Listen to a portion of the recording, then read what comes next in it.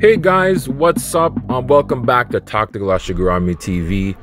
Once again, happy holidays, guys. I hope everyone is enjoying their time so far with their friends and whatnot.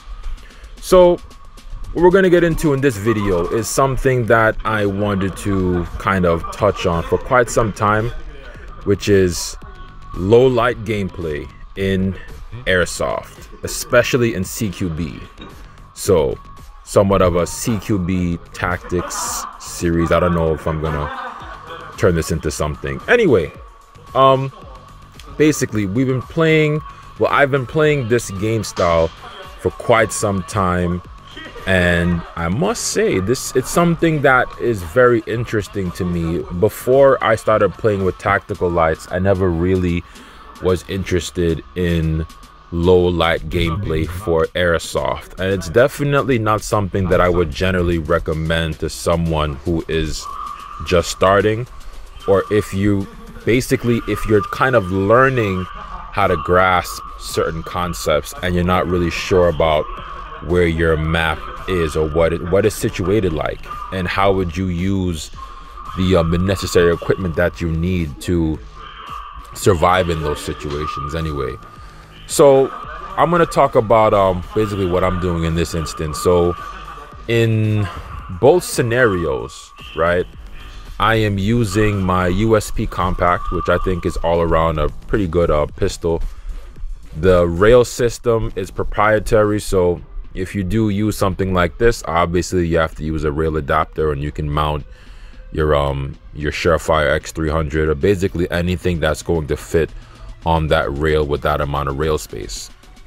First off, let me say a couple of things that I think you will definitely need if you are playing with low lights, or in this case no lights. And I'm very sorry about that, because a lot of the action and the peeking that's going to be going on is going to be a little bit difficult to see on camera.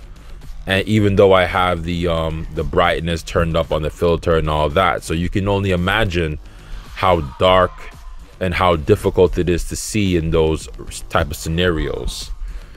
But anyway, going forward, a couple of the things that I do recommend is, you know, everyone, if you're playing Airsoft, in my opinion, I feel that you should at least have one tactical light that you can use on a main or on a pistol.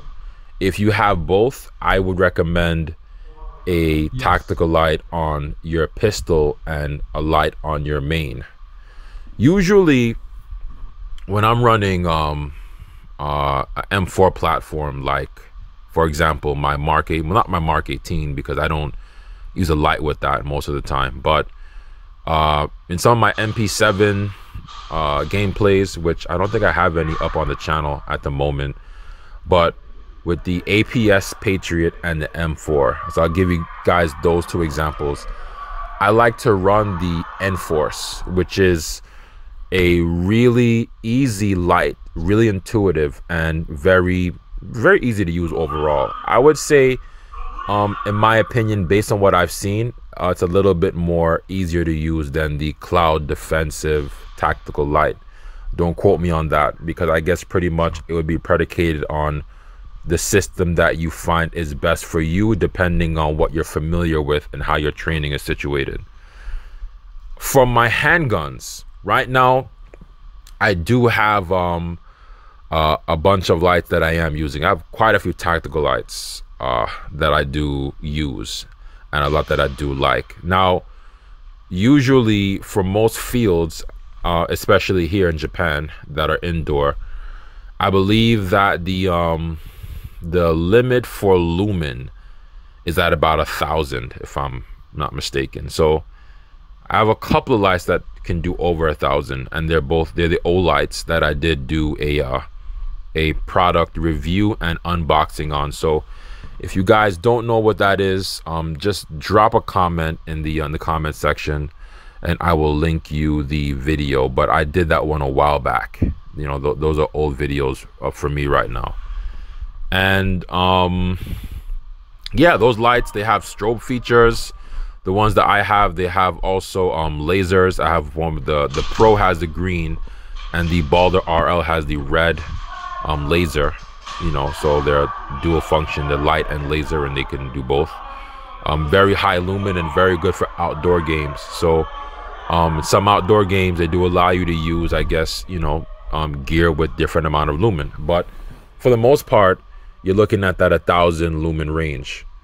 And you know, depending on what your preference is, you're looking at you know, Surefires. You can get, they have the replica ones on Amazon, which I love. A lot of people don't, but I don't think it really matters if you're playing, you know, airsoft or whatever the case is indoors.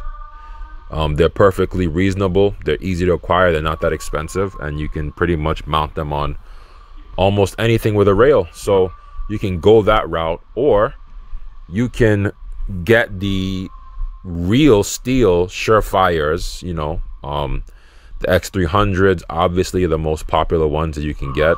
There are other variations of that and other lights, but take into consideration, whatever you do decide to get, make sure that you can holster whatever you want, whatever your setup is going to be. In addition to that, I would also say the Streamlight TLRs, the different variants of those as well. For those of you guys that are looking at holsters, I'll give you a perfect example. If your rail supports a Streamlight TLR or a Surefire X300, so most weapon light rails that, you know, enable you to use both lights, you can use a Blackhawk Omnivore holster, and that will save you some grief in terms of holstering if you are using a main as well, or for any other reason that you might decide to use a holster. So one is tactical lights.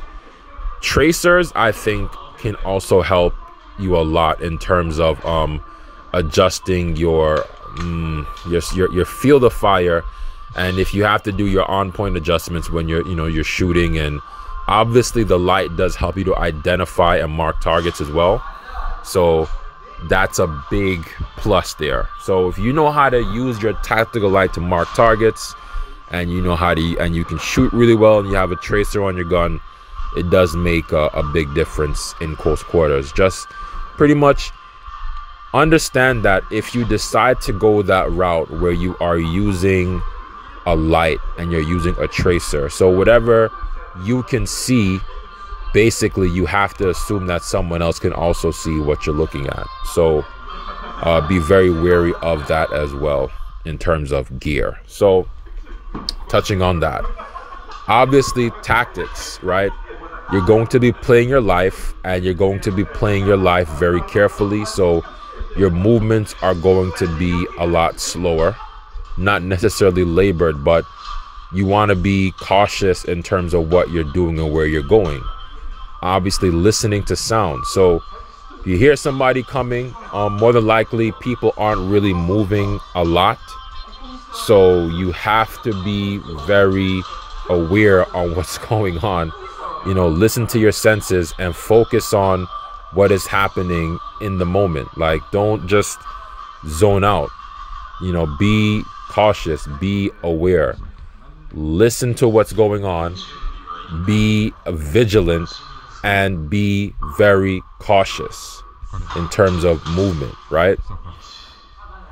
Communication, it does help, right? The nonverbal communication might be a little bit more difficult because you're not going to really have the ability to really see a lot, and you know, because of the difficulty seeing, maintaining close proximity with your teammates is very important. You know, in terms of relaying things, sometimes, you know, things pop up or someone's hiding behind a corner and they get you. You have to be aware of that as well. So that's a big, it's a very, you know, it's a huge part of it, right? Communication, we've, you know, been down this road and kind of talked about, you know, how important that aspect is in terms of, you know, when we're playing, you need to know what's going on. If you don't know what's going on, it's only a matter of time before you end up on the receiving end of something. And if you can't master these concepts, you know, when you have light and you can see, it's going to be very difficult for you to adjust and to pick these things up when it comes to playing in the dark. So that's really big as well. And, you know, pretty much getting something that is, you know, you feel comfortable with, whatever you feel comfortable using, you know. I would recommend something that would enable you to move freely and comfortably. Get a sight you can see. I like using night sights as well when I'm shooting with my pistol. The glow-in-the-dark acrylic sights are really cool. Or, you know, whatever you guys think, you know, about it. I know a lot of guys have a lot of experience using different stuff. So once again, from an open forum perspective, feel free to drop your comments in terms of what you guys, you know, what you like to use in terms of the experience, guys, and how do you approach your you know, your problems and your dilemmas during low light games, or what exactly you're doing. I've played quite a few of them now and I've gotten used to the play style. It's a little bit slower, but it does force you to think a lot, and you have to be really aware of what's going on and just a little bit more careful in terms of your decision making. And that's pretty much it. So guys, we got more content coming. I got a lot more stuff to break down, so stay tuned during this holiday season. Everything that I have mentioned before in terms of content still stands. So guys, you know the drill, you know what to do. This is Taka Shigarami TV coming at you once again with another stellar episode. Take care, see you soon, and enjoy the holidays, baby. Let's get it.